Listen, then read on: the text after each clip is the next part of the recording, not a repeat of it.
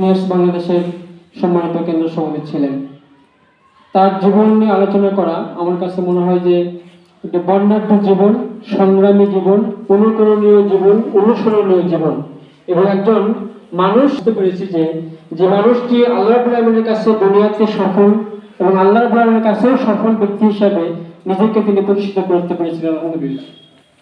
তার চলাফেরা, তার আচার আচরণ, তার জীবনাদর্শ সবকিছুই আমাদের কাছে মনে হয়েছিল একজন সফল ব্যক্তি হিসাবে দুনিয়াতে তিনি সফল হয়েছেন, পাশাপাশি আখেরাতে তিনি আল্লাহ রাব্বুল আলামিনের কাছে সম্মানিত হবেন। সম্মানিত ভাইয়েরা, আজকে এই নির্ভর বাড়িতে তিনি শুয়ে আছেন এবং এখানে জন্মগ্রহণ করেছিলেন। নির্ভর বাড়িবাসী হয়তো তার গুরুত্ব এবং মর্যাদা, তার হারানোর যে আমাদের অপূরণীয় ক্ষতি, সেটি আপনারা যতটুকু অনুধাবন করেছেন তার চেয়েও ডিপ্লোমা প্রকৌশলী অঙ্গন সারা বাংলাদেশের ডিপ্লোমা প্রকৌশলীরা, আমরা যদি অফিসিয়াল ধরি 7 লাখ, যদি আনঅফিসিয়াল ধরি তাহলে প্রায় 10-12 লক্ষ ডিপ্লোমা প্রকৌশলীরা বুঝতে পেরেছেন যে আমাদের মাঝে একটা শূন্যতা তৈরি হয়েছে। আমরা গত কয়েকদিন আগে আইডিবিতে ওনার স্মরণসভা ছিল, সেখানে ছিলাম। ওনার বেশ কিছু স্মরণসভা আমার থাকার সুযোগ হয়েছে। সকল জায়গায় আমাদের একটি মেসেজ যে ওনাকে ফোন করে, ওনাকে কোনো কাজের জন্য কেউ ফোন করে বলার সুযোগ পেতেন না, বরঞ্চ উনি যে কোনো কাজ করার জন্য বারবার একজন ব্যক্তিকে ফোন করতেন। গত কয়েকদিন আগে ওনার একটা স্বপ্ন ছিল, ইচ্ছা ছিল আমাদের মগবাজারের সেন্ট্রাল অফিসে আমরা আনুষ্ঠানিকভাবে প্রোগ্রাম করব, কিন্তু আল্লাহ রাব্বুল আলামিন সেটা কবুল করেন নাই। ওনার দেওয়ার ডেটে সেই প্রোগ্রামটা আমরা করেছি গত 11 তারিখে ঢাকায়। তো সেখানে যে আমাদের সম্মানিত উপদেষ্টা আমাদের মিলন ভাই, যিনি আমাদের এই ফোরামের দেখাশোনা করেন, আমাদের সম্মানিত প্রধান উপদেষ্টা ডক্টর শফিকুর রহমান, ওনাকে বলেছেন যে সাইফুল্লাহ মিলন ভাই, আপনি যাকে হারিয়েছেন এই ফোরামে বা এই ডিপ্লোমা অঙ্গনে বিপরীত তার মতো আর কাউকে পাবেন না।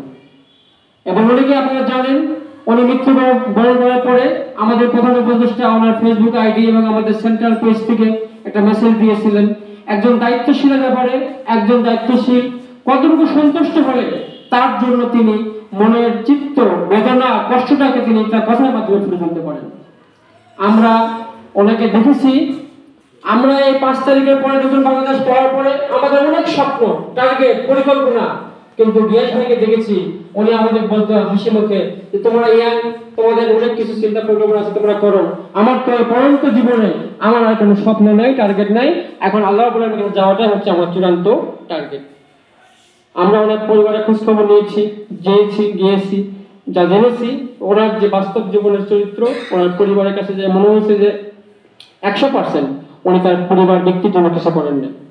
নির্ভরবাড়িতে উনি আসতেন, আমাদের এখানকার উপদেষ্টা এবং ইঞ্জিনিয়ার তিরুন্দুকে বলতেন যে আমি নির্ভরবাড়িতে কয়েকদিন থাকবো, আমাকে আপনার কাজে লাগান।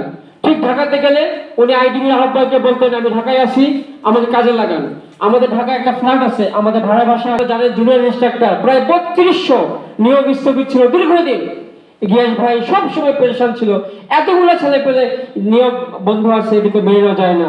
এবং আপনারা জানেন যে পলিটেকনিক কারিগরি শিক্ষা ব্যবস্থা আজকে ধ্বংসের দ্বার প্রান্তে, শিক্ষক সংকট, 12% শিক্ষক দিয়ে সারা বাংলাদেশের ক্যাম্পাসগুলো চলে। এটা হাউ পসিবল, কিভাবে সম্ভব এই শিক্ষা ব্যবস্থাকে ভালো করা? সেখানে আমরা সফল হয়েছি, 3200 জনের নিয়োগ হয়ে গেছে আলহামদুলিল্লাহ। এবং এই যে প্রজেক্টের যে সমস্ত শিক্ষকরা প্রায় 850 শিক্ষক, 875 বা 880 শিক্ষকরা 52 মাস থেকে বেতন পান না, তাদের ব্যাপারটা নিয়ে উনি একাধিকবার কথা বলেছেন। এটিও মন্ত্রণালয়ে অলরেডি পাস হয়ে গেছে, শুধু এটি বাস্তবায়ন অপেক্ষায় আছে। এভাবে ডিপ্লোমা প্রকৌশলীদের সকল সমস্যায় উনি অগ্রণী ভূমিকা পালন করতেন এবং উনি কাজ করে গেছেন। আমরা আইডিবিতে সদস্য হলেও আইডিবি মুখী আমরা ছিলাম না, উনি আমাদেরকে আইডিবি মুখী করার জন্য সর্বাত্মক চেষ্টা করেছেন। এবং জুনিয়র হিসাবে সর্বোচ্চ বেশি ফোনে আমার সঙ্গে কথা হতো, আমাকে উনি বেশি ভালোবাসতেন এবং বেশি কাজ দিতেন এবং কাজটা উঠিয়ে নিতেন এবং আস্থা রাখতেন। আপনারা শুনে অবাক হবেন, মৃত্যুর দিন 8টা 20 মিনিটও আমার সঙ্গে ওনার কথা হয়েছে। তার আগের শুক্রবারে ওনার সঙ্গে দীর্ঘ প্রায় 30 মিনিট কথা। উনি ফোন করে হঠাৎ করে আমাকে কেন জানি 2025 সালে আমাদের ঠিক করতে হবে একটা বিশদ পরিকল্পনা আমাকে মোবাইলে উনি বলতেছিলেন। আমরা একদিন একটু আজানে জবাব দেন, আমরা শেষ করবো ইনশাআল্লাহ। তো আমরা বলছিলাম গেল ভাই আপনি এত তাড়াহুড়া করছেন কেন, একটা পরিকল্পনা তো আমাদেরকে বসে ফিজিক্যালি নিতে হবে। উনি আমাকে বলতেছিলেন যে এই জায়গায় তুমি নোটে রাখো, চিন্তা রাখো, পরবর্তীতে আমি তোমার সঙ্গে ডিসকাস করবো। পুরো 25 মিনিট